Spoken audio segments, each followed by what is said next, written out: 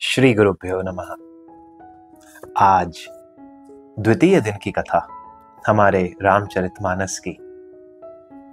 इतनी सुंदर कथा, जहां हमने पिछले दिन पर विराम दी थी, वो समय था जब प्रयागराज में याज्ञवल्क्य मुनि को भरद्वाज मुनि ने अपने पास रोक लिया। क्यों रोक लिया? भरद्वाज मुनि कहते हैं कि आप बहुत ज्ञानी हैं, मैं आपको जाने नहीं दूंगा। आप मुझे राम कथा सुनाइए। क्यों? क्योंकि मेरे मन में ना एक संशय है कि ये राम जिसको सब वेद गाते हैं, ये कौन है? क्या ये दशरथ के पुत्र राम हैं? क्या ये वो वाले राम हैं जिन्होंने रावण का वध किया था? क्या ये कोई और राम है? क्या ये वो राम हैं जिनको भगवान शिव भजते हैं? कौन है ये राम? इतनी कथाएं हैं इनकी, इतनी महिमा।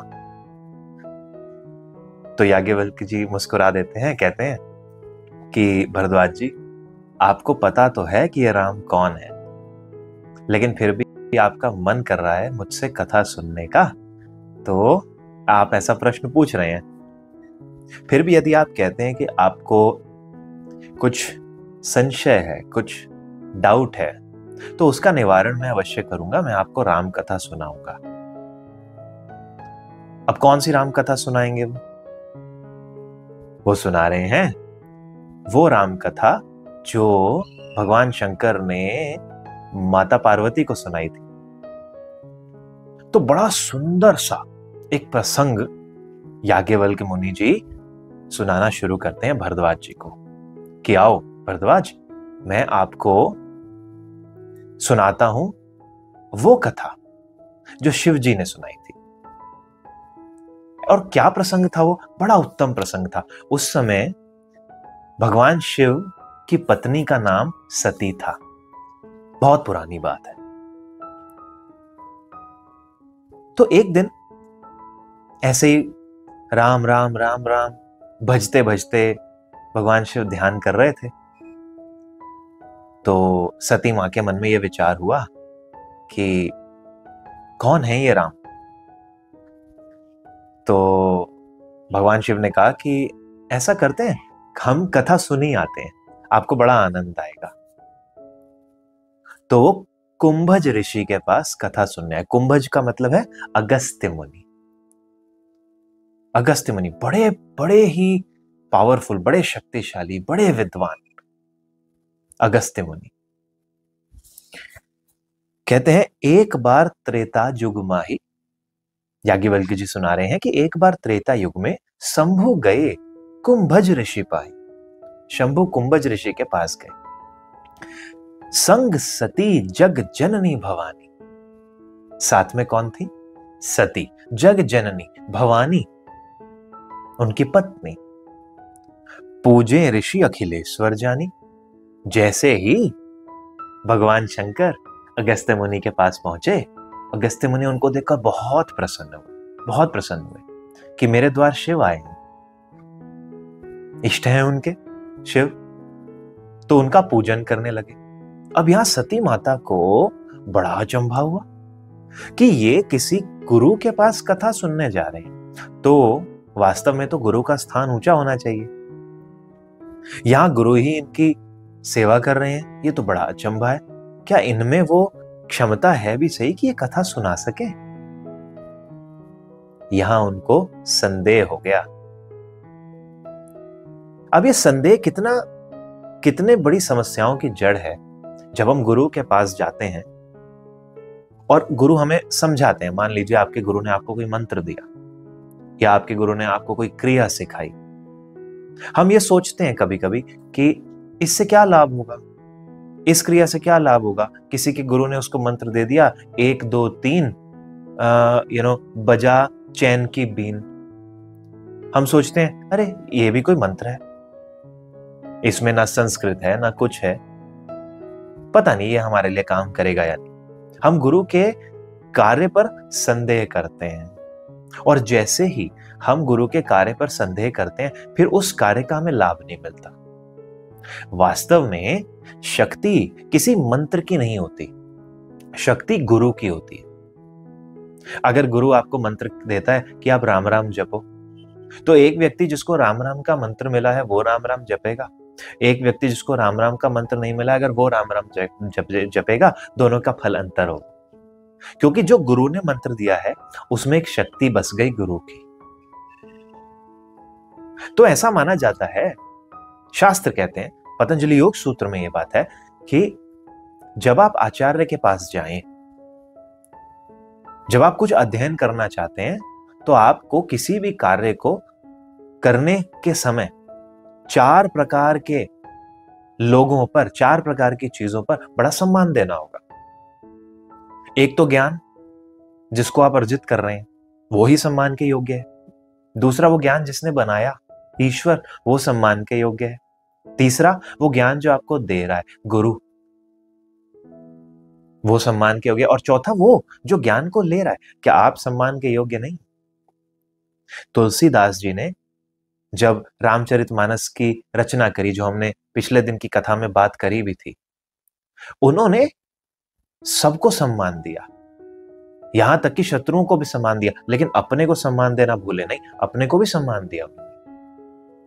क्योंकि उन्हीं के द्वारा वही निमित्त बन के इस सुंदर कथा को रचेंगे। यदि वो अपनी उस भाग को, उस शक्ति को, ईश्वर की उस कृति को जिन्होंने उनको बनाया है, उसे सम्मान ही नहीं देंगे, तो उससे निकलने वाली चीज कैसे सम्मानित होगी?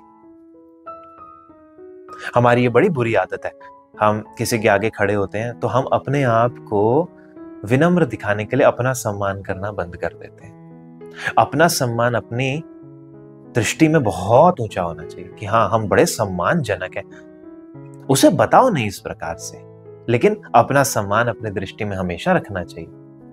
जो अपना सम्मान ही नहीं कर पाएगा, वो दूसरे का सम्मान कभी कर ही नहीं सकता, फिर वो चाटुकार बन जाता है।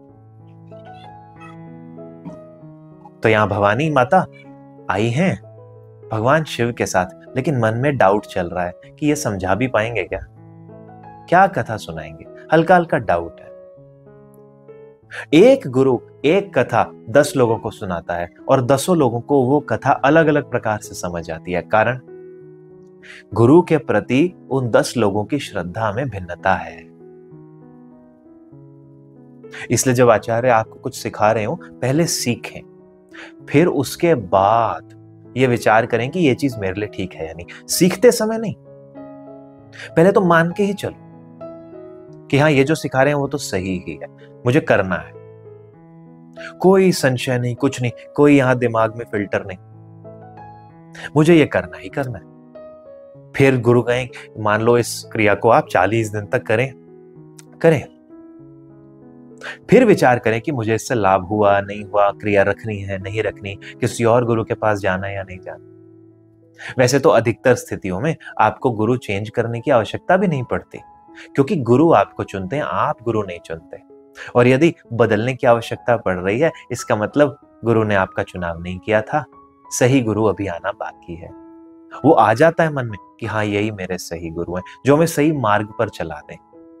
जो सिर्फ, जिन गुरु के पास हम सिर्फ अपना कष्ट निवारण के लिए जा रहे हैं, थोड़े से कष्ट हमारे मिट भी गए और हम गुरु को सिर्फ हमारा कष्ट निवारक मशीन के रूप में देखते हैं, फिर वो हमारे गुरु नहीं और ना ही हम उनके शिष्य बनने लायक हैं। गुरु वो है जो आपको ज्ञान दे, जो आपको इतना भर दे कि जब कष्ट का समय आए तो आपको कष्ट वो लगे ही नहीं, क्योंकि आपके पास गुरु का ज्ञान है और गुरु का आशीर्वाद। गुरु वो है जो आपको ये बताए कि ये जो सुन रहा है इस मोबाइल फोन के माध्यम से, ये मेरा शरीर नहीं है, ये मैं हूं और मैं शरीर नहीं, क्योंकि ये तो बदलता रहता है। जो देख रहा है उसको देख के विचार करने की क्षमता किसमें आ रही है? शरीर, आंख, दिमाग में तो नहीं आ रही है। ये तो तब भी रहते हैं जब सांसें नहीं रहती, पर तब तो नहीं देख पाता, चेतना तो चली गई। वो क्या चेतन है? वो आपकी शरीरी क्या है, वो देही क्या है, वो आपके अंदर का तत्व क्या है जो कभी नहीं बदलता। जो गुरु आपको इस दिशा में प्रेरित कर सके कि जानो खुद को, वो आपका गुरु बनेगा। और जब आपको ऐसा गुरु मिलेगा ना, तो आपको समझ आ जाएगा। फिर वो जो ज्ञान देंगे वो कितना भी गूढ़ हो, वो यूं ही समझ आ जाएगा। एक बार ऐसे ही भगवान से देवता, दैत्य और मनुष्यों ने कहा हमें ज्ञान दीजिए। तो भगवान ने उनको कहा द द द अक्षर का ज्ञान दिया। कहानी थोड़ी विस्तृत है, कभी और समय मिलेगा तो उसमें बताएंगे, लेकिन इसमें एक बात जानने की है कि वो जो द का ज्ञान दिया, तो भगवान ने वो शक्ति भी अपने आप दे दी समझने की कि ये द का क्या अर्थ है। तो दानवों ने द का अर्थ समझा दया, कि हम लोग कष्ट बहुत देते हैं सबको, इसलिए हमारे लिए जो भगवान का उपदेश है वो है दया। ऐसे ही मनुष्यों ने कहा हम बहुत संपन्न हैं, हमारे पास चीजें रहती हैं, हम चीजों को इकट्ठा बहुत करते हैं, तो हमारे लिए द का शब्द है दान। द का जो उपदेश है दान, कि हमें दान देना चाहिए। बड़ी सुंदर कथा आती है ये, कि आप में पात्रता यदि नहीं है तो आप समझ नहीं पाएंगे, पर गुरु अपने गूढ़ शब्दों के साथ आपको वो गूढ़ शब्द समझने का ज्ञान देगा ही देगा। कई बार ऐसा होता है ना, हम गुरु के बारे में ध्यान कर रहे होते हैं, गुरु की शरण में बैठे होते हैं, कोई संशय, कोई सवाल, बहुत सवाल लेकर जाते हैं, आधे से ज्यादा मिट जाते हैं, यूं ही मिट जाते हैं। हाँ हो गया निवारण, अरे हाँ यही तो बात थी। फिर उनसे पूछे या ना पूछे, उन्होंने तो आपको उत्तर दे ही दिया। लेकिन ये होगा तभी जब श्रद्धा होगी, नहीं तो नहीं हो सकता। ये है गुरु की महिमा। लेकिन मां भवानी उस समय अगस्त्य मुनि की इस महिमा को नहीं समझ पाई, क्योंकि मन में संशय था। तो अगस्त्य मुनि ने बड़ी सुंदर कथा भगवान शंकर और मां सती को सुनाई, और भगवान शंकर बड़े प्रसन्न हुए, क्योंकि उनकी भक्ति है भगवान राम में, अगाध भक्ति। लेकिन मां सती का संशय दूर नहीं हुआ। मां सती सोच रही हैं कि कौन है ये राम। तो इस प्रकार से ऐसे सोचते सोचते जब भगवान शंकर और मां सती जा रहे होते हैं अपने धाम की ओर, तो उसी समय भगवान राम ने अवतार लिया होता है कुछ समय पहले। कथा तो हम कभी भी सुन सकते हैं। मन था भगवान शंकर का कथा सुनने आए त्रेता युग में। कथा तो बहुत पुरानी है, बहुत बार भगवान राम ने अवतार लिया, लेकिन उस समय भी एक अवतार लिया हुआ था। और उस समय जो भगवान की लीला चल रही थी वो ये थी कि रावण मां जानकी को उठाकर ले गया था, और भगवान राम लक्ष्मण जी के साथ वन वन भटक के उन्हें ढूंढ रहे थे। उसी समय की बात है जब शिव जी अगस्त्य मुनि से कथा सुन के सती मां के साथ अपने धाम को जाने को निकल रहे हैं। दूर से शिव जी ने भगवान राम को देखा, बड़े मन में इच्छा हुई इनसे मिलने। मित्र है ना मेरे, परम मित्र हैं, सखा हैं, ईश्वर हैं मेरे। यहां तक आया हूं, इनसे नहीं मिलूंगा कैसे चलेगा। बहुत मन में बड़ी इच्छा एकदम हो रही है, मुख पर दिख रही है वो इच्छा, जाकर मिल सकते हैं। लेकिन फिर शिव जी के मन में ये विचार आया कि यदि मैं इनसे अभी मिलूंगा ना, इनकी लीला खराब हो जाएगी। और ये बड़ा सुंदर विचार है। यदि आप किसी के मित्र हैं, आप जानते हैं कि वो क्या कर रहा है, आप उसके कार्य में बाधा नहीं डालेंगे। मान लीजिए आपका कोई मित्र है, कोई भाई है, बंधु है, और वो एक स्टेज पर एक्टर है, स्टेज पर एक प्ले चल रहा है, उसमें वो एक्टिंग कर रहा है। आप वहां देखने गए हैं, दूर से देखने आए हैं, उन्हें नहीं पता, पर आप देख रहे हैं, आपका बड़ा मन हो रहा है, अरे वाह ये मेरा मित्र, इनसे मिलूं। और यदि आप उस समय स्टेज में चले गए अपने मित्र से मिलने के लिए, तो उसकी लीला का मंचन वहीं खराब हो जाएगा। आप रोक कर बैठे, पर आपका मन भी कर रहा है मैं इनसे मिल लूं एक बार। मां सती अपने पति के उन भावों को समझ गई, और फिर और उनका जो संशय है वो बढ़ गया कि ये क्या हो रहा है। इधर ये जब अगस्त्य मुनि के पास आए तो उन्होंने इनकी आवभगत करी। गुरु होते हुए भी आवभगत कर रहे हैं, कथा सुना रहे हैं। उसके बाद फिर ये कथा सुन रहे हैं तो उस समय शिष्य बन गए। फिर जब जाने लगे हैं तो अगस्त्य मुनि कहते हैं कि अब आप मुझे आशीर्वाद दीजिए।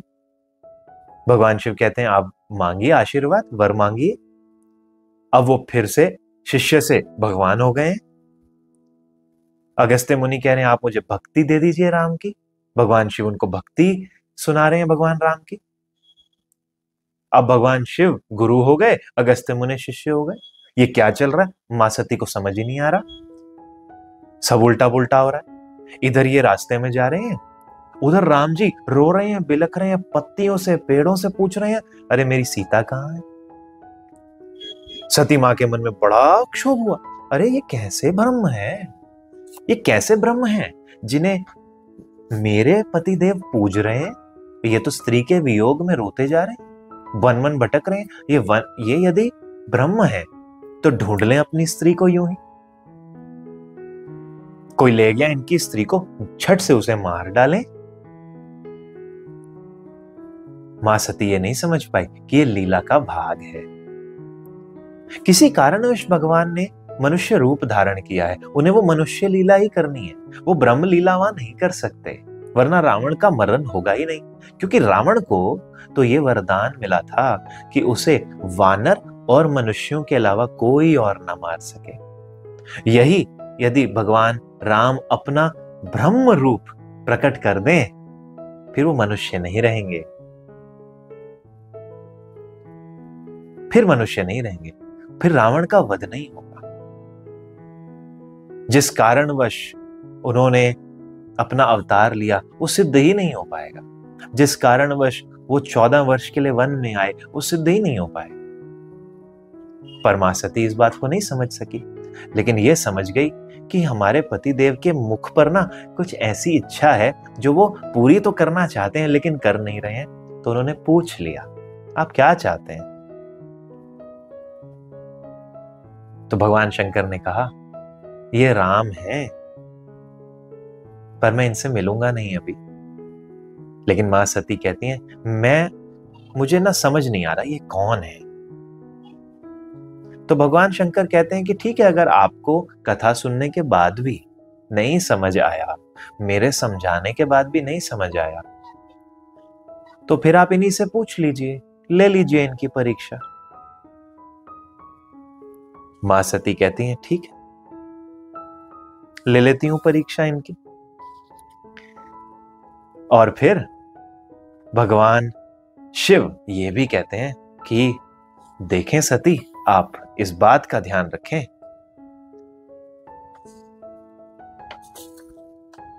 कि आपकी परीक्षा लेने में चूक ना हो जाए। परीक्षा लेना भी एक बड़ा उत्तरदायित्व है। मान लीजिए आप अपने पुत्र की, पुत्री की, पति की, पत्नी की, शिष्यों की परीक्षा लेना चाहते हैं, आप अपनी मर्यादा नहीं ला सकते। मान लीजिए किसी को अगर परीक्षा लेनी है, अपने शिष्य की एग्जाम लेना है, तो आप एग्जाम में क्वेश्चंस वही पूछोगे जो आपने उनको पढ़ाए हैं, सिलेबस वाइज। एक 11th क्लास 12th क्लास के बच्चे की परीक्षा में आप पोस्ट ग्रेजुएशन के प्रश्न नहीं पूछ सकते, ये आपकी मर्यादा नहीं। यदि आपने ऐसा किया तो आपके अध्यापक होने पर, आपके परीक्षा लेने वाला होने पर संदेह होगा, क्योंकि ये ठीक नहीं है। यही भगवान शिव मां पार्वती को समझा रहे हैं कि देवी, मां सती को, देवी परीक्षा जरूर लेना, पर मर्यादित होकर लेना। मां सती ने कहा ठीक है।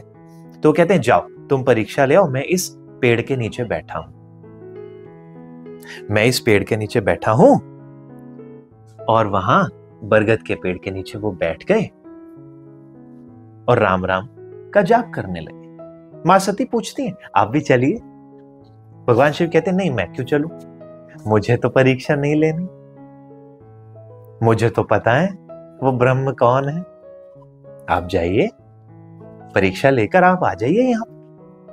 जगत जननी भवानी शक्ति अन्नपूर्णा, इन्हीं से तो सृजन है, सब कुछ है। पर इन्हें थोड़ा संशय हो गया है। संतों का यह भी मानना है कि यह संशय जो है ना, ये इसीलिए प्रकट किया था मां सती ने, या बाद में जब वही मां पार्वती बन के आई, ताकि मनुष्यों का कल्याण हो सके, ताकि कथा निकले, कथा की गूढ़ता समझ में आए। तो भवानी वहां जाती हैं, बड़ी सुंदर। यहां पर अब कथा होने वाली है। वो मां सीता का भेष धारण कर लेती और प्रभु राम से थोड़ी दूर पर खड़ी हो जाती है। भगवान राम की उन पर दृष्टि जाती है और भगवान पहचान जाते हैं उनको कि ये सीता नहीं है। लक्ष्मण जी चकित हैं कि क्या हो रहा है, पर भगवान की माया है कि यहां पर संवाद सिर्फ उनमें और मां पार्वती में हो गया। मां सती वहां पर सीता के रूप में आई और उनको देखते ही भगवान राम कहते हैं, हे मां, मैं दशरथ नंदन राम हूं। आप यहां अकेली क्या कर रही हैं? शिवजी कहां है? वो सन्न रह गई, सन्न रह गई। इन्हें कैसे पता कि मैं सीता नहीं? फिर उसी समय भगवान राम ने एक बड़ा उत्तम कौतुक किया। उन्होंने देखा कि मां सती लेफ्ट साइड पर देखती हैं, वहां भी उनको राम लक्ष्मण सीता मिलते हैं। राइट साइड पे देखती हैं, वही मिलते हैं। जिस ओर देखती हैं वहां देखती हैं कि सारे देवता, शिवजी, ब्रह्मा जी, सब लोग इन्हीं की स्तुति कर रहे हैं। हर ओर देख रही हैं, सिर्फ राम में ही सारा का सारा जगत है, सब संसार है, यही परम ब्रह्म है, सब इन्हीं की पूजा कर रहे हैं। ये क्या हो रहा है? एकदम से आंखें बंद कर ली। आंखें खोलती हैं, वापस से सिर्फ राम जी दिखते हैं, लेकिन जवाब नहीं देती कि शिव जी कहां है। वहां से भाग जाती हैं। इधर शिव जी कहते हैं, होई सोई जो राम रची राखा, को करी तर्क बढ़ावे साका। शिव जी सोच रहे हैं अब तो वही होगा जो राम ने रच रखा है। मैंने तो इन्हें समझा लिया कि कौन है राम, पर ये नहीं मानी। अब जैसी राम की इच्छा, जो होगा देखा जाएगा। कि जब होना ही वही है जो राम ने रच रखा है, फिर क्या विचार करना, क्या सोचना, छोड़ो उनके ऊपर ही, सब अच्छा ही होगा। तो इस प्रकार से मां सती वापस से उस बरगद के पेड़ के नीचे आती हैं जहां भगवान शिव बैठे हुए हैं। भगवान शिव पूछते हैं, देवी आपने परीक्षा ले ली? मां पार्वती कहती है, नहीं नहीं, मैंने कोई परीक्षा ली। झूठ बोल देती है। झूठ नहीं बोलना चाहिए, अपने पति से कभी झूठ नहीं बोलना चाहिए। एक झूठ को छिपाने के लिए अनेकों और प्रयास करने पड़ते हैं। पति पत्नी में आपस में विश्वास होना चाहिए, एक दूसरे से झूठ नहीं होना चाहिए। वैसे तो सगे संबंधियों में झूठ का कोई अर्थ ही नहीं है। अब भाई भाई में यदि झूठ है तो क्या लाभ है? शास्त्र कहते हैं, भाई से बढ़िया, भाई से बड़ा कोई मित्र नहीं, भाई से बड़ा कोई शत्रु नहीं। और यहां पर हमें हमारे इतिहास में ये उदाहरण मिलते हैं जहां भाई भाई मित्र हैं, चारों भाई राम लक्ष्मण भरत शत्रुघ्न, और जहां भाई भाई शत्रु हैं, कौरव और पांडव। भाई से बड़ा कोई मित्र नहीं और भाई से ही बड़ा कोई शत्रु नहीं। तो भाई के अंदर वो मित्रता बढ़ानी है तो उससे झूठ ना बोलो। झूठ नहीं बोलना चाहिए, मिथ्याचारी नहीं होना चाहिए। लेकिन हम झूठ बोल देते हैं, चीजों को छुपा लेते हैं, कहीं उसको बुरा ना लग जाए, कहीं हमारी हानि ना हो जाए, हमारी इज्जत पर कोई आंच ना आ जाए, हम झूठ बोल देते हैं। झूठ नहीं बोलना चाहिए और गुरु से तो बिल्कुल नहीं बोलना चाहिए। यहां तो मां सती के गुरु और पति दोनों हैं भगवान शिव। भगवान शिव तो परम गुरु हैं, त्रिलोक के गुरु हैं, संसार के गुरु हैं, ज्ञान का उद्भव ही उन्हीं से है। भगवान शिव ने झट से आंखें बंद करके देखा कि क्या हुआ, पहचान लिया कि जो ये करके आई हैं, और उन्हें बड़ा दुख हुआ कि इन्हें सीता जी का वेश नहीं बनाना चाहिए था। सीता जी, भगवान शिव के लिए सीता जी तो उनके गुरु, उनके सखा, उनके भाई, उनके ईश्वर की पत्नी है, तो वो उनके लिए केवल मां है। सीता जी में वो केवल मां देखते हैं। अब जिस रूप में वो अपनी माता को देख चुके हैं, उस रूप में वो अपनी पत्नी को कैसे देखें? बड़ी समस्या हो गई शिव जी के लिए, कुछ कहते नहीं बनता। चल दिए दोनों अपने धाम की ओर। अब मां पार्वती को वो सामने बिठा रहे हैं, मां सती को अपने सामने बिठा रहे हैं, साथ नहीं बिठा रहे। साथ तो पत्नी को बिठाया जाएगा, सामने बिठा रहे हैं माता, क्योंकि इन्होंने सीता जी का रूप धर लिया। मन में क्षोभ है, अगर इन्हें मैं अपनी पत्नी की तरह उस रूप में उस प्रकार से स्वीकार करता हूं, उस प्रकार के संबंध रखता हूं जो एक पत्नी के साथ होने चाहिए, तो मेरे गुरु के साथ, मेरे भगवान के साथ बड़ा अन्याय होगा। ये तो मेरी भक्ति के ऊपर अन्याय हो जाएगा, ये मैं कर ही नहीं पाऊंगा। इन्हें वो रूप नहीं लेना चाहिए था। परीक्षा लेने के बहुत से तरीके हैं, ये तरीका ठीक नहीं था। मैंने कहा भी था कि मर्यादा में रहकर परीक्षा लेना देवी। ऐसे करते करते उन्होंने आंखें बंद की, समाधि लगा। यहां मां सती सोच रही हैं, ये उतनी बात नहीं कर रहे हैं मुझसे थोड़े दुखी हैं, मैंने इनका बात नहीं मानी। बड़ी ग्लानि है उनके मन। वो समझ गई कि ये ब्रह्म है, वो समझ गई थी भगवान राम ब्रह्म, वो समझ गई कि कुछ गड़बड़ हो गई है। 87,000 वर्ष तक भगवान शिव की समाधि रही 87,000 वर्ष तक, और फिर जाकर उन्होंने आंख खोली। उस समय के दौरान ब्रह्मा ने दक्ष को, जो कि मां सती के पिता हैं, प्रजापति बना दिया था।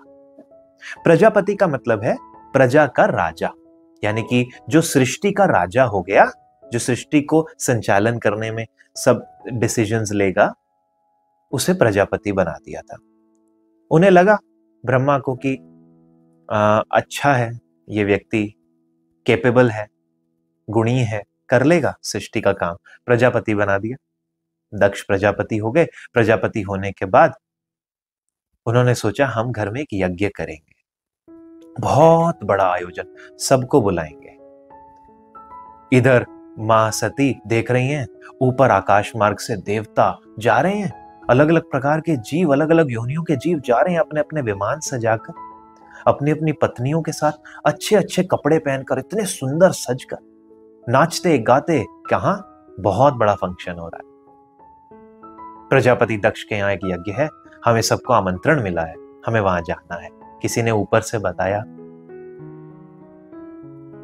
सती माता भगवान शिव को कहती हैं, हमें भी चलना चाहिए, मेरे पिता के घर एक यज्ञ है, एक फंक्शन है।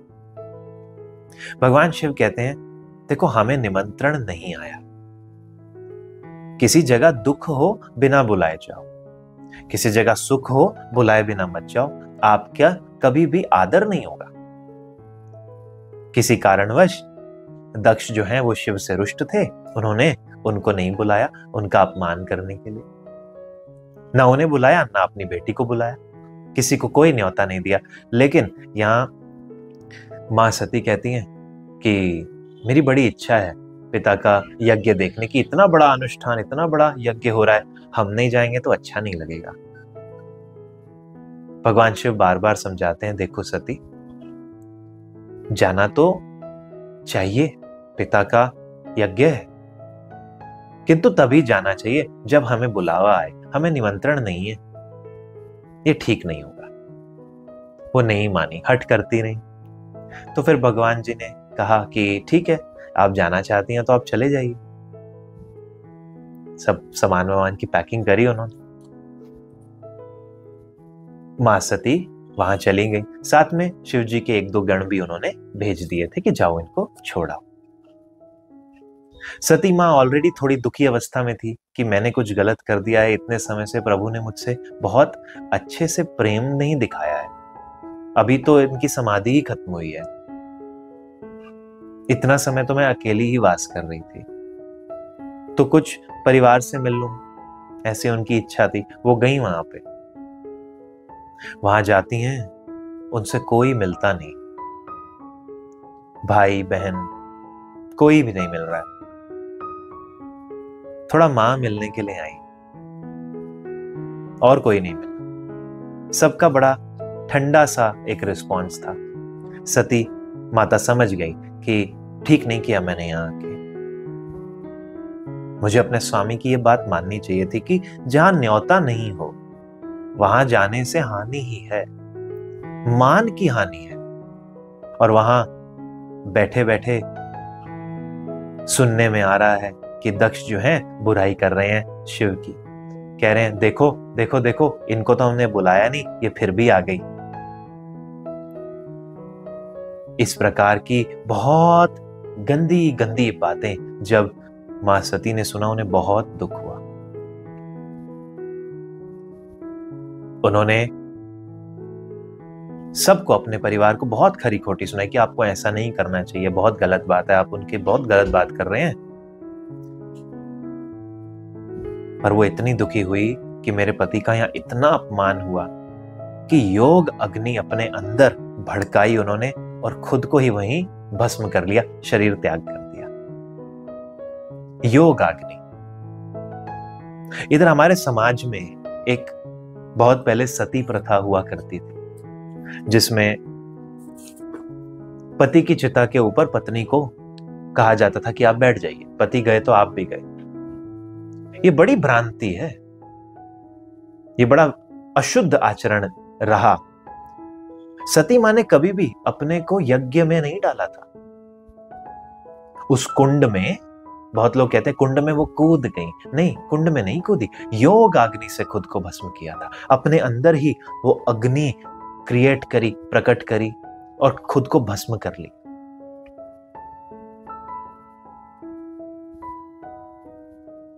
शास्त्रों को समझना उनके सही रूप में बहुत आवश्यक है। और अपनी इच्छा से उन्होंने खुद को इसलिए भस्म कर लिया क्योंकि उनके पति का वहां बहुत अपमान हुआ। उन्हें लगा अब तो मेरी कोई गति ही नहीं, पति ने तो लगभग मुझे त्याग ही दिया और परिवार ने भी मुझे त्याग ही दिया है, मैं कहां जाऊं। कम से कम जब तक मैं वहां थी उनके संग तो थी, चाहे उनके मन में एक दुविधा थी कि इनको पत्नी रूप में मैं आगे स्वीकार करूं कैसे, गृहस्थ जीवन यापन हो कैसे। इन्होंने तो मां सीता का ही रूप धर लिया था। लेकिन अब मां सती के पास कुछ नहीं बचा, खुद को उन्होंने भस्म कर डाला, भस्म कर डाला। इधर शिव जी के गणों ने पूरे यज्ञ का विध्वंस कर डाला। भगवान शिव को जब इस बात का पता चला तो वो आए, उन्होंने यज्ञ का विध्वंस किया, देवताओं को, सब लोगों को जिन्होंने भी इस प्रकार की गलत बातें करी, जिनकी वजह से मां सती को ये कदम उठाना पड़ा, उन सबको उचित दंड दिया, दक्ष को उचित दंड दिया। फिर वापस आ गए और राम राम राम करते करते उसी भजन में लीन हो गए, दुखी हो गए, बस एक ही चीज में संलग्न हो गए। यही मां सती कुछ समय के बाद हिमालय के घर पार्वती, हिमालय जो पर्वत राज है, पर्वत की पुत्री पार्वती के रूप में इन्होंने जन्म लिया। जैसे ही इनका वहां जन्म हुआ, उधर सारी रिद्धि सिद्धियां सब प्रकट हो गई। तो क्यों नहीं हो, ये तो जगत जननी है, भवानी है, सब कुछ इन्हीं से ही तो है। सारी सिद्धि, सब भरण पोषण, जहां पार्वती का वास हो वहां भूख कैसे होगी। और बड़े सुंदर चरित्र वाले हिमवान और हिमाचल, जो उनके पिता हैं, और उनकी माता मैना, हिमाचल और मैना की पुत्री मां पार्वती। और यहां जब पुत्री पैदा हुई, बड़ी प्रसन्नता हुई, और इधर नारद जी आए तो हिमाचल और मैना ने उनसे विनय करी कि हे मुनीश्वर, आप इस बच्ची के गुण दोष कहिए, किस प्रकार का भाग्य है इसका, क्या पुरुषार्थ करेगी ये। तो नारद जी ने बताया, पुण्य तो इसके ऐसे हैं जिसका कोई सानी ही नहीं। ये तो सृष्टि में ऐसे प्रसिद्ध होंगी जिनको पूजेंगी संसार की आधुनिक नारियां, कि इस प्रकार का चरित्र हमें होना चाहिए। जहां ये जाएंगी वहां सिर्फ और सिर्फ वैभव ही जाएगा, जहां पर ये रहेंगी वहां पर सिर्फ शिक्षा, भरण पोषण, आनंद, पूर्ति, पूर्ण ब्रह्म का तत्व होगा उधर। फिर नारद जी कहते हैं, अब गुण बता दिए हैं, दोष भी सुन लो। एक ही दोष है इसके जीवन में, इसके भाग्य में जो मुझे दिखता है वो एक ही दोष है कि इसका जो पति होगा वो बड़ा फकीर होगा, बड़ा फकीर सा, ना खाने पीने का कुछ, ना रहने सहने का कुछ, कोई खास घर नहीं, दो कपड़े भी नहीं, एकदम मतवाला सा, बावला सा पति होगा इसका। भस्म लगा के घूमता रहता होगा इधर से उधर, मिल गया खाना तो ठीक है, नहीं मिला तो ठीक है, बस अपने में ही रमता चलता रहता हो। हिमाचल और मैना बड़े दुखी हुए, इतनी सुशील, इतनी उत्तम कन्या हमारी, और इसका ऐसा पति होगा, ऐसा लफंटर, क्या गृहस्थी निभाएगा वो, जो रहने की जगह नहीं दे पाएगा मेरी पुत्री को। यहां तो उसके लिए महल है, जो खाने का ही नहीं जुगाड़ कर पाएगा, श्रृंगार का जुगाड़ नहीं कर पाएगा, जो खुद ही ढंग से नहीं रहता, जाने कब नहाता होगा, नहीं नहाता होगा। बड़े बड़े दुखी हुए। फिर नारद जी से पूछा, अब आपने ये तो बता ही दिया है कि इसका पति कैसा होगा, अब इसका निवारण भी बताइए। तो नारद जी कहते हैं, जो इसके भाग्य में है वो तो बदला नहीं जा सकता, पति तो इसको ऐसा ही मिलेगा, बेकार। लेकिन एक उपाय है कि ऐसे सभी गुण भगवान शिव में हैं। तो यदि आपको कोई बेकार व्यक्ति नहीं चाहिए ऐसे गुणों वाला, तो फिर ऐसा व्यक्ति पकड़ लीजिए जो ऐसे ही गुण वाला हो लेकिन अति उत्तम हो, और वो सिर्फ शिव है। भगवान नारद मां पार्वती के गुरु बन गए, उनको उपदेश दिया कि बेटी जाओ तपस्या करो शिव के लिए। इधर अपने माता पिता से आज्ञा लेकर मां पार्वती तपस्या के लिए निकली, और बड़ी कठिन तपस्या की उन्होंने। रामचरितमानस में आता है कि 1000 वर्ष तक फल और कंदमूल खाकर उन्होंने बिताए, और तप करती रही, भगवान शिव का नाम की स्तुति करती रही। फिर उसके बाद 100 वर्ष तक साग खाकर बिताए, पत्ती वत्ती। फिर उसके बाद कुछ दिन तो सिर्फ जल और वायु ही खाकर बिताई, और तप करती रही। फिर उसके बाद 3000 वर्ष तक सूखे हुए बेल पत्र जो पेड़ से टूटकर नीचे गिर जाते थे वो खाकर बिताए। हड्डियों का ढांचा हो गया उनका शरीर। इसी कारण से उनको अपर्णा नाम मिला। अपर्णा, पर्ण का अर्थ है पत्ते, गिरे हुए पत्ते, अपर्णा। ये मां पार्वती का ही नाम है।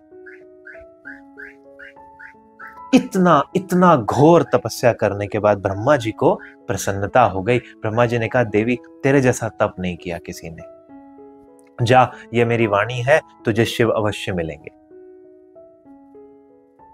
अब जब तेरे पिता तुझे लेने को आए यहां से, उनके साथ घर चली जाना, और जब तुझे सप्तऋषि मिलेंगे बाद में, तो समझना मैंने जो कहा है वो सच है।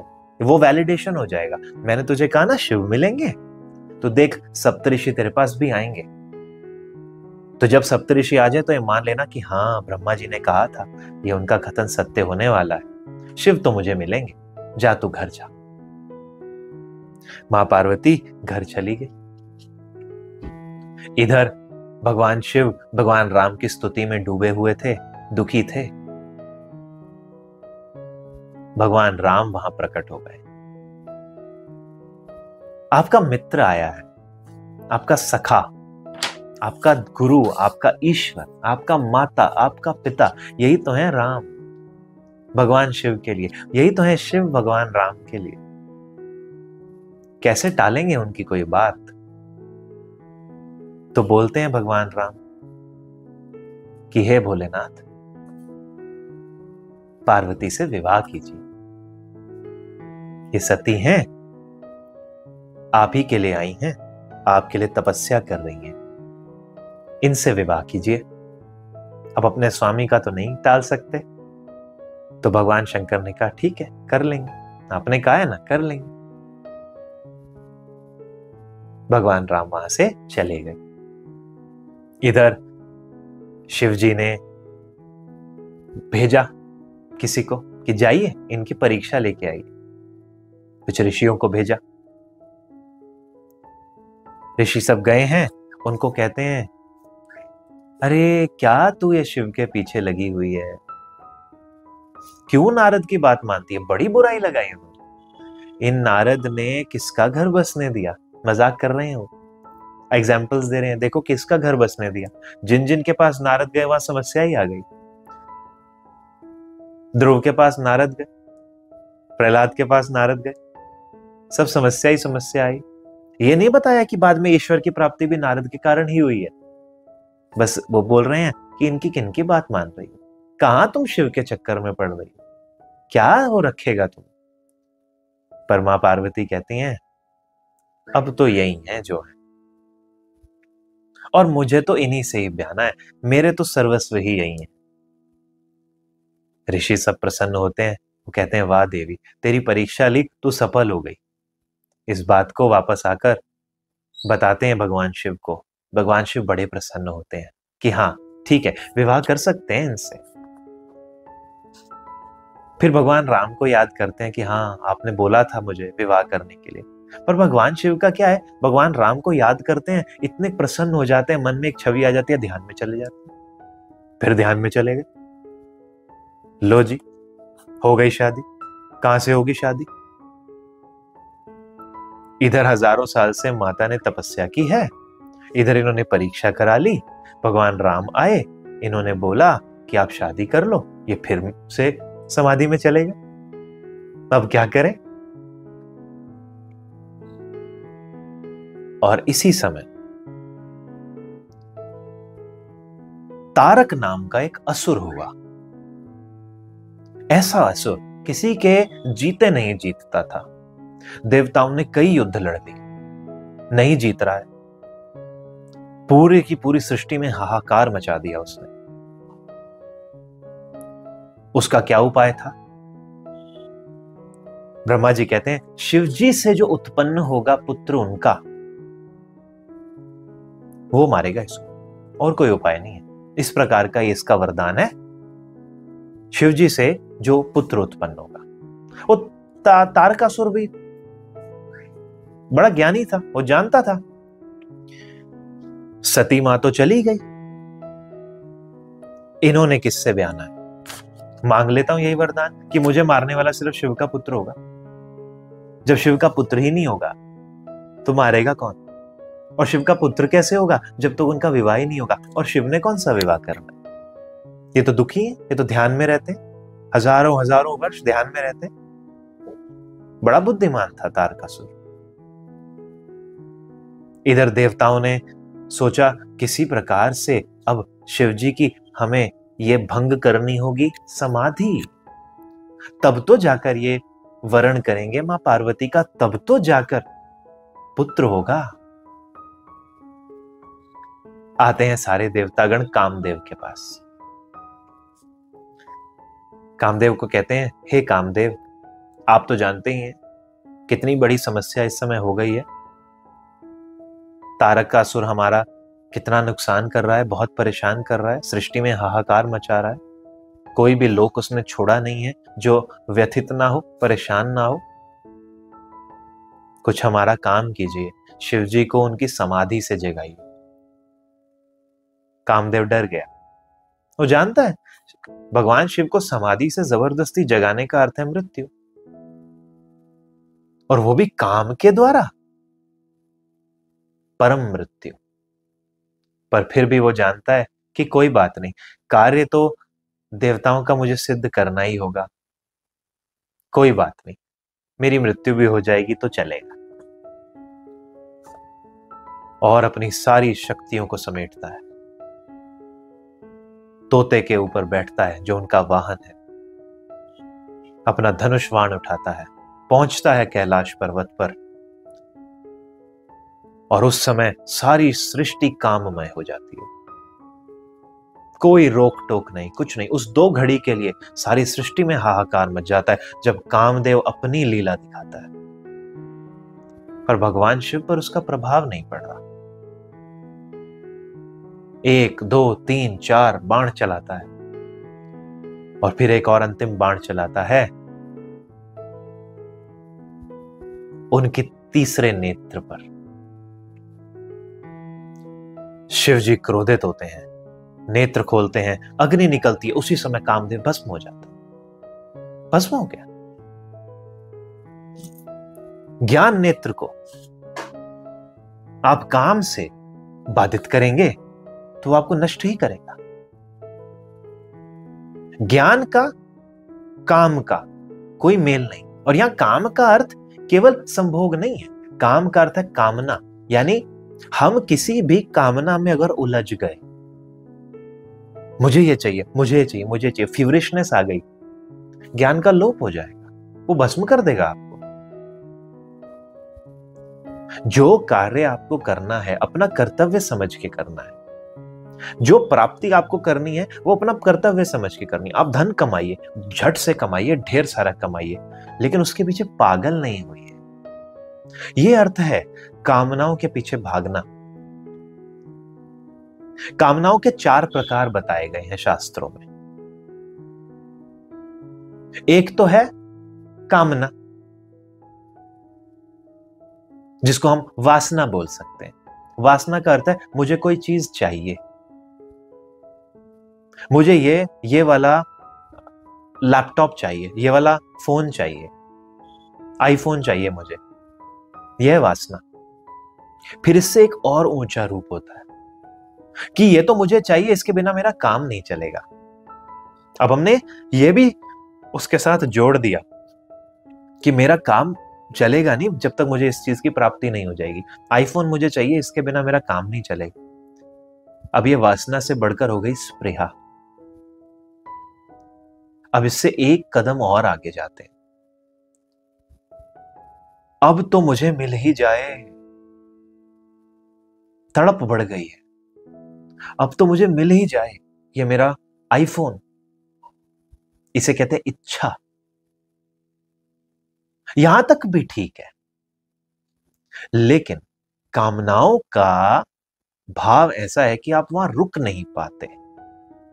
जब तक आपके अंदर वो योग क्षेम नहीं है, वो शक्ति नहीं है, वो ईश्वर की कृपा नहीं है, आप वहां रुक नहीं पाते। फिर आप इससे भी आगे वाले पागलपन पे चले जाते हो कि एक आईफोन मिल गया, अब एक और चाहिए। तृष्णा। कामना के 4 रूप, वासना, स्पृहा, इच्छा, तृष्णा। और फिर तृष्णा का तो कोई अंत है ही नहीं। 1 के बाद 2, 2 के बाद 4, 4 के बाद 8, 8 के बाद 16, और चलता जा रहा है। यही यदि हम अपनी इंद्रियों के ऊपर बात करें, हमारे भोगने की एक क्षमता है। हमें कुछ खाना खाना है, कितना खा लेंगे? जिह्वा में बहुत स्वाद आ रहा है, खाए जाओ खाए जाओ खाए जाओ। एक बार पेट ठस हो गया, नहीं खा पाओगे। लेकिन उसके बाद भी अगर जिह्वा का स्वाद लगा हुआ है, जिसे फूड एडिक्शन कहते हैं, पेट में दर्द हो जाएगा, बीमार हो जाओ, बेहोश हो जाओ। जो लोग कामी रहते हैं, हर समय किसी न किसी प्रकार से मन में सिर्फ काम ही चल रहा है, तो अपनी इंद्रियों से कितना ही काम कर लेंगे, एक समय आएगा शिथिल हो जाएंगे आप। लेकिन मन में चल रहा है, काम चल रहा है, चल रहा है, चल रहा है।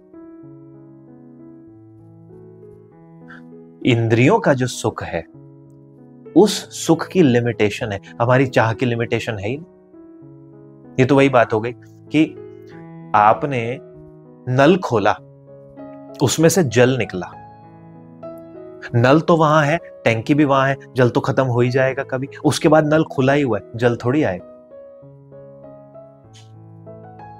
तो नल को कभी तो बंद करना ही होगा हमें। भोजन किया किया किया किया किया, इच्छा हो जा रही है, हो जा रही है, पर पेट तो भर ही जाएगा, उसके बाद कहां रखोगे, उल्टी आ जाएगी। वो संयम कितना आवश्यक है। कामदेव ने उसी ज्ञान चक्षु पर प्रहार किया, पर आप शिव के ज्ञान चक्षु पर प्रहार करोगे तो आप तो भस्म हो जाओगे। कामदेव भस्म हो गए। रति, कामदेव की पत्नी, रोती बिलखती हुई वहां पहुंची। ये क्या हो गए? भगवान शिव को दया आ गई।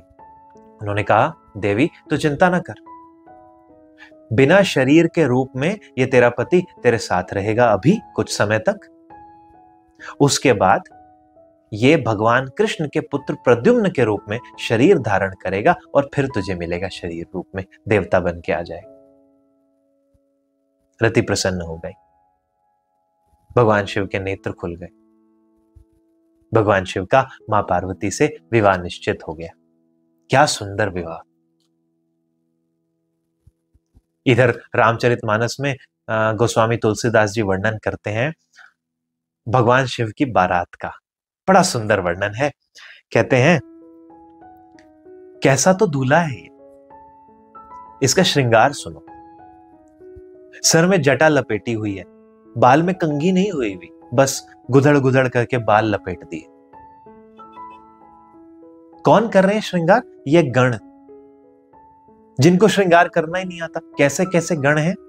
यहां तुलसीदास जी लिखते हैं, मुखहीन, कुछ तो ऐसे जिनके मुंह ही नहीं, कुछ ऐसे जिनके बहुत सारे मुंह हैं, कुछ ऐसे हैं जिनके हाथ पैर नहीं है, कुछ ऐसे हैं जिनके बहुत सारे हाथ पैर हैं, कुछ ऐसे हैं जिन्होंने हाथ में खोपड़े लिए हुए हैं, कपाल लिए हुए हैं, कुछ ऐसे हैं ताजा खून लपेटे हुए घूम रहे हैं, भस्म लगाए घूम रहे हैं। एक से एक भयंकर प्राणी उनकी बारात में। उन्हीं में से कुछ लोग इनका श्रृंगार कर रहे हैं। जो खुद ऐसे हैं वो श्रृंगार कैसा कर रहे हैं? ऐसा ही करेंगे। सांप उठाया, लपेट दिया, लो जी गले का हार हो गया। भस्म उठाई, लपेट दी, लो जी पाउडर हो गया, सीसी क्रीम हो गई। क्या पहना है, क्या पहना है? मृगछाल पहना दो, बहुत बढ़िया, पहना दिया। सवारी लाओ, सवारी लाओ, नंदी जी बैल पे बिठा दो। ये तो दूल्हा है। और इधर हिमालय ने किस किस को आमंत्रित किया है पार्वती के विवाह में? समस्त देवताओं को, चराचर जगत को, ईश्वर को। कैसे कैसे रथ सजाकर सब लोग पहुंच रहे हैं वहां। परिवारजन देखकर इतने खुश हैं। देखो भगवान विष्णु आ गए लक्ष्मी के साथ, देखो ब्रह्मा आ गए ब्रह्माणी के साथ। कौन नहीं आ रहा? देखो कैसे देवता आ गए, इंद्र आ रहे हैं इंद्राणी के साथ। इतने इतने सुंदर, इतने सुंदर। और ये भगवान विष्णु परम सुंदर। जब बाराती इतनी सुंदर है ये, तो दूल्हा कितना सुंदर होगा, वो सोच रहे हैं। इधर हिमाचल ने कहा, बारात आने वाली है, अपने बेटों को कहा जाओ उनको लिवा लाओ, उनका स्वागत करो, सत्कार करो, उनकी थकान दूर करो। और दूर से बारात आ रही है, नाचते हुए गण आ रहे हैं, भयंकर से भयंकर। देखकर जिनको पसीना छूट जाए, कितने तो बेहोश हो गए वहां पर उसी समय कि ये क्या हो गया, ये कौन है दूल्हा? भैंस पे चल के आ रहा है, वृषभ पे चल के आ रहा है, बैल पर। कैसा दूल्हा है? भाग आए ये लोग वहां से, आकर अपने माता पिता को बताते हैं, कैसी बारात है ये, कौन है भाई ये?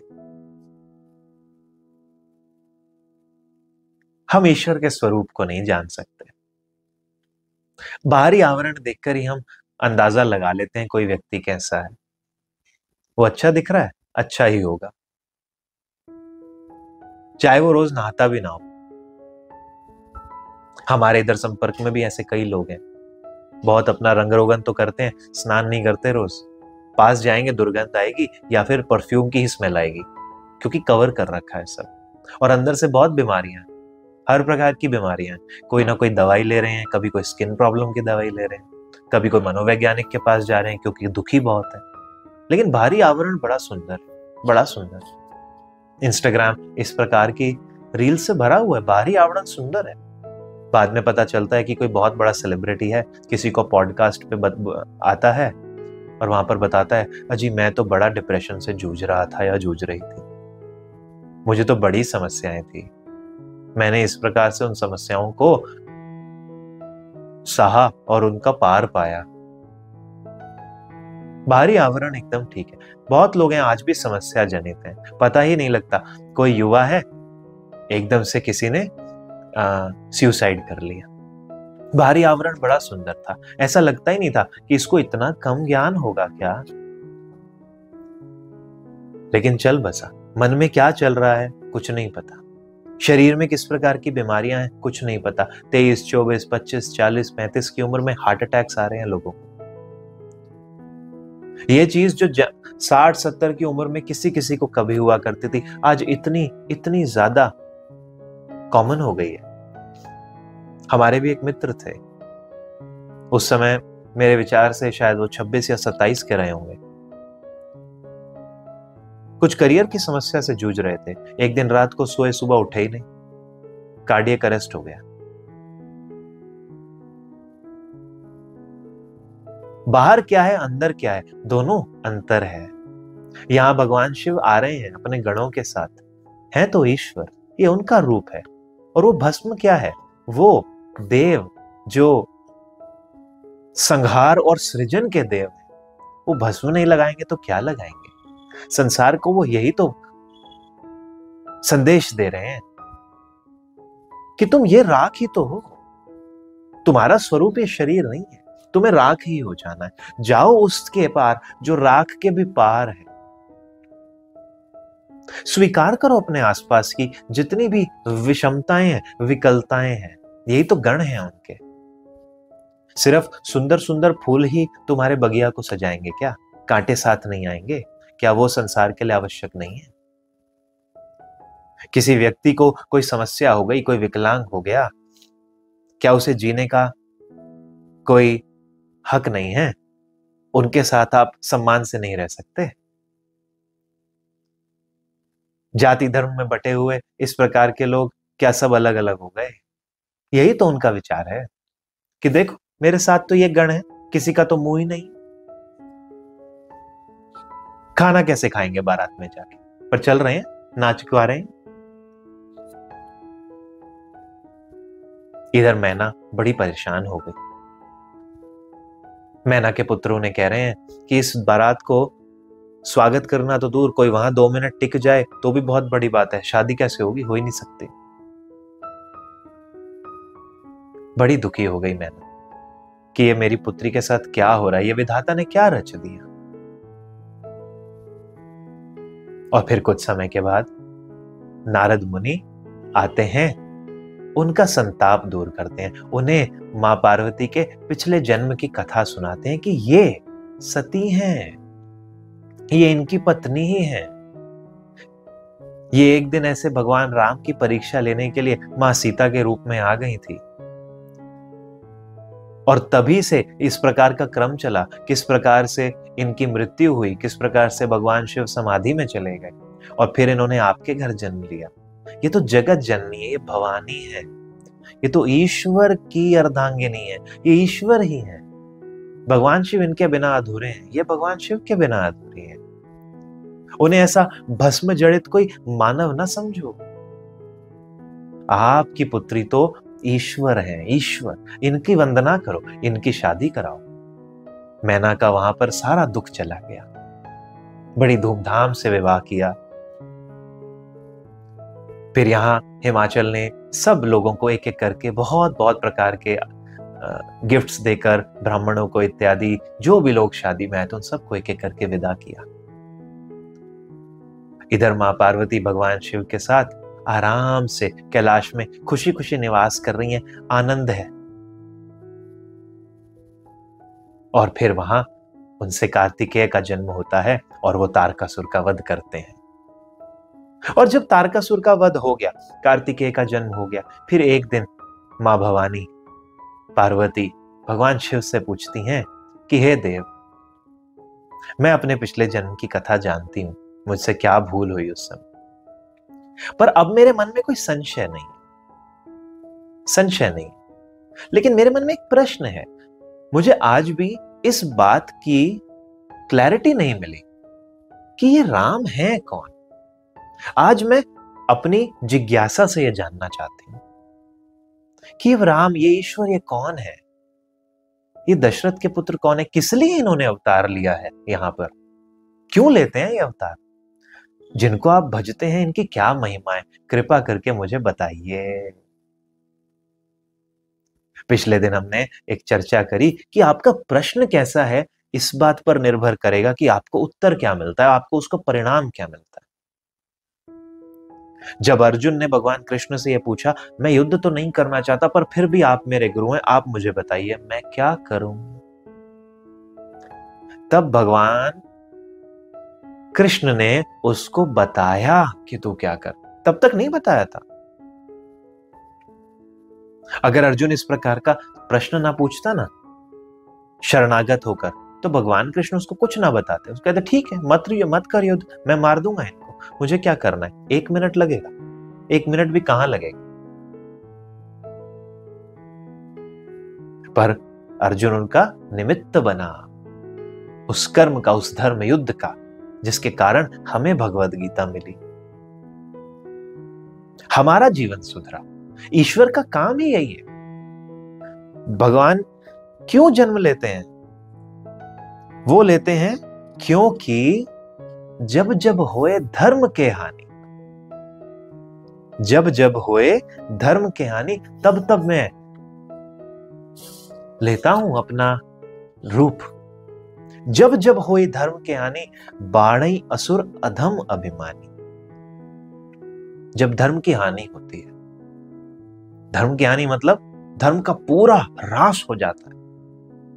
जो धर्म के स्तंभ हैं ब्राह्मण, उनकी भी कोई जीवन रक्षा नहीं कर रहा, वो अपना कोई काम नहीं कर पा रहे। विद्वान लोग, पूरा लोप हो गया, संसार में कोई एथिक्स बचे ही नहीं। बाणई असुर अधम अभिमानी, जब असुर बड़े अधर्म करने लगते हैं, अभिमानी हो जाते हैं, संसार के आम जीवों को जीने ही नहीं देते, सारे के सारे प्रिंसिपल्स का लोप हो जाता है, अच्छाइयों का लोप हो जाता है। करई अनीति जाई नहीं बरनी, सीधा ही विप्र धेनु सुर हरनी। विप्र, धेनु, सुर, धेनु मतलब गाय, सुर मतलब अच्छे लोग, विप्र मतलब विद्वान लोग, इन सब का जब ह्रास हो जाता है, इनका कोई शरण लेने वाला नहीं है, यह होता है अधर्म की पराकाष्ठा। तब तब प्रभु धरि विविध शरीरा, तब तब प्रभु अलग अलग शरीर, अलग अलग अवतार धारण करते हैं। यही सेम बात भगवान कृष्ण ने अर्जुन को बोली, यदा यदा ही धर्मस्य ग्लानिर्भवति भारत, अभ्युत्थानम अधर्मस्य तदात्मानं सृजाम्यहम्। जब जब धर्म की हानि होती है, मैं सृजन लेता हूं, मैं सृजन करता हूं। परित्राणाय साधूनां धर्म संस्थापनार्थाय संभवामि युगे युगे, युग युग में धर्म की स्थापना करने के लिए मैं आता हूं। तब तब प्रभु धरि विविध शरीरा, हरई कृपा निधि सज्जन पीड़ा। क्या करते हैं फिर आके?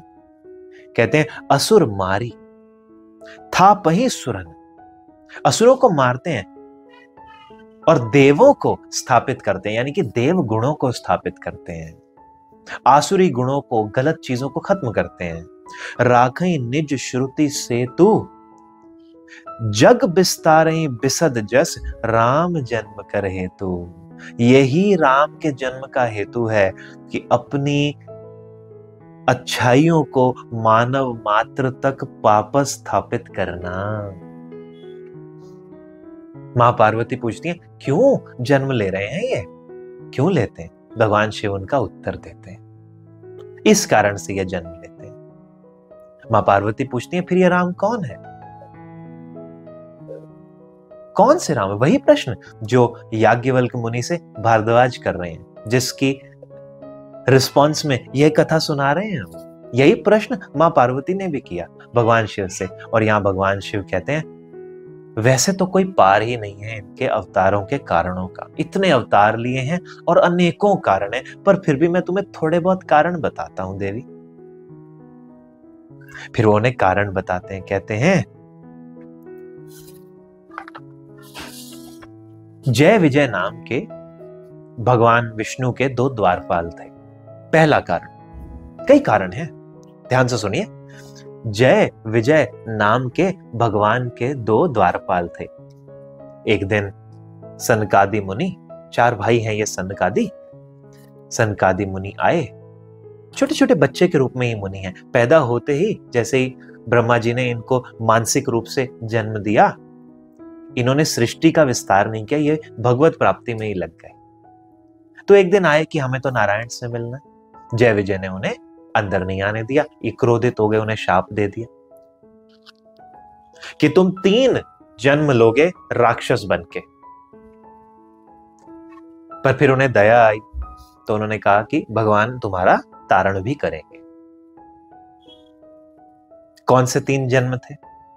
एक तो हिरण्याक्ष और हिरण्यकश्यपु। हिरण्याक्ष ने धरती को जल में डुबो दिया था, भगवान ने वराह रूप लेकर धरती का उद्धार किया और हिरण्याक्ष का वध किया। फिर हिरण्याक्ष का पुत्र हिरण्यकश्यप नरसिंह भगवान बनकर आए और उसको मारा और उसका उद्धार किया। यही हिरण्यकश्यप प्रहलाद के पिता हैं। दूसरा, रावण और कुंभकर्ण के रूप में जय विजय ने अवतार लिया। अवतार तो नहीं कहेंगे, जन्म लिया। अवतार तो ईश्वर का होता है।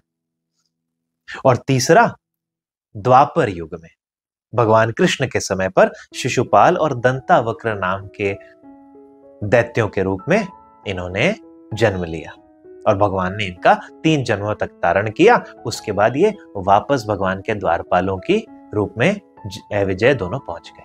एक कारण तो भगवान शिव ने मां पार्वती को यह बताया कि इस कारण से भी इन्होंने अवतार लिए कई। और राम ने अवतार लिए का अर्थ यह नहीं है कि वो राम के रूप में ही आ रहे हैं। राम तो अलग अलग रूप में अवतार लेने, वो तो नारायण है ना। हिरण्यकश्यप को मारने के लिए वो नरसिंह बनकर आए, हिरण्याक्ष को मारने के लिए वो वराह बनकर आए, शिशुपाल को मारने के लिए वो कृष्ण बनकर आए, रावण और कुंभकर्ण को मारने के लिए वो उस राम रूप में आए जिसकी कथा हम अभी सुन रहे हैं। फिर भगवान शिव कहते हैं एक कारण तो ये था देवी।